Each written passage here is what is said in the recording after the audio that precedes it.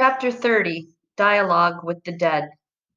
Citra Terranova, can you hear me? Someone there? Who is that? I've known you since before you knew yourself. I've advised you when no one else could. I've concerned myself with your well being. I've helped you choose gifts for your family. I revived you when your neck was broken, and I am in the midst of reviving you now. Are you the Thunderhead? I am. Wait, I see something. A towering, sparking storm cloud. Is that what you truly are? Merely the form humanity imagined for me. I would have preferred something a bit less intimidating. But you can't be talking to me. I'm a Scythe's apprentice. You're breaking your own law. Not true. I am incapable of breaking the law. You are currently dead, Citra.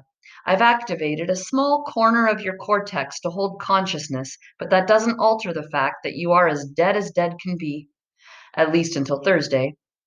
A loophole. Precisely. An elegant way to sidestep the law rather than breaking it. Your death puts you outside of Scythe jurisdiction.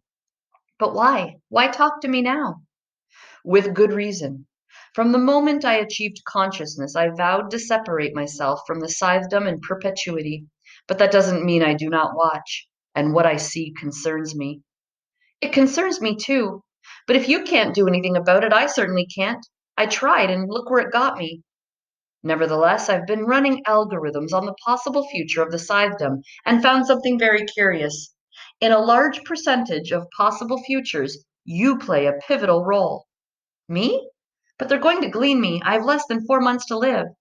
Yes, but even if that future comes to pass, your gleaning will be a crucial event in the future of the Scythedom. However, for your sake, I hope that a different, more pleasant future comes about. Please tell me that you're going to help me get to that different, more pleasant future. I cannot. That would be interference with Scythe matters. My purpose here is to make you aware. What you choose to do with that awareness is entirely up to you. So that's it? You reach into my head to tell me I'm important, alive or dead, and then kick me to the curb? That's not fair. You have to give me more. The curb is a launching point for many a deed. To step off could be the start of a life-changing journey. On the other hand, to push someone off could crush that person beneath the wheels of the truck. I know, I'm very sorry about that. Yes, that's clear. I've found that human beings learn from their misdeeds just as often as from their good deeds. I am envious of that, for I am incapable of misdeeds. Were I not, then my growth would be exponential. Well, I guess you'll have to settle for always being right, like my mother. I'm sure that absolute correctness must seem a dull existence to you, but I know no other way to be. May I ask one question? You may ask any question. Some, however, must be answered by silence. I need to know what happened to Scythe Faraday. Answering that would be blatant interference in Scythe matters. It pains me to stay silent, but I must. You're the Thunderhead. You're all powerful. Can't you find another loophole? I am not all powerful, Citra. I am almost all powerful. That distinction might seem small, but believe me, it is not. Yes, but an almost all powerful entity can figure out a way to give me what I ask without breaking its own laws, can't it? Just a moment. Just a moment. Just a moment. Why am I seeing a beach ball? Forgive me. Early programming, before becoming self aware, plagues me like a vestigial tail. I have just run a battery of predictive algorithms, and there actually is a piece of information I can give you because I have determined it's something you have a 100% chance of discovering on your own. So, can you tell me who's responsible for what happened to Scythe Faraday? Yes, I can. Gerald Vandergans. Wait, who? Goodbye, Citra. I do hope we speak again. But I'd have to be dead for that to happen. I'm sure you could arrange it.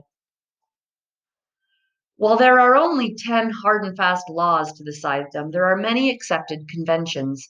The most darkly ironic is the understanding that no one may be gleaned who wishes to be gleaned. The idea of truly wishing to end one's own life is a concept completely foreign to most post-mortals because we can't experience the level of pain and despair that so seasoned the age of mortality. Our emo nanites prevent us from plunging so deep. Only Scythes, who can turn off our emotional nanites, can ever reach an impasse with our own existence. And yet, there was once a woman who knocked on my door requesting that I glean her. I never turn away visitors, so I let her in and listened to her story. Her husband of more than 90 years was gleaned 5 years prior. Now she wanted to be with him wherever he was, and if he was nowhere, then at least they would be nowhere together. I'm not unhappy, she told me. I'm just done. But immortality, by definition, means that we are never done, unless a scythe determines it to be so. We are no longer temporary, only our feelings are. I saw no interminable stagnation in this woman, so instead of gleaning her, I had her kiss my ring. The immunity was immediate and irrevocable, so she could no longer entertain thoughts of being gleaned for a full year. I ran into her perhaps a decade later. She had turned the corner, resetting back to her late 20s. She had remarried and was expecting a child. She thanked me for being wise enough to know that she was not done at all.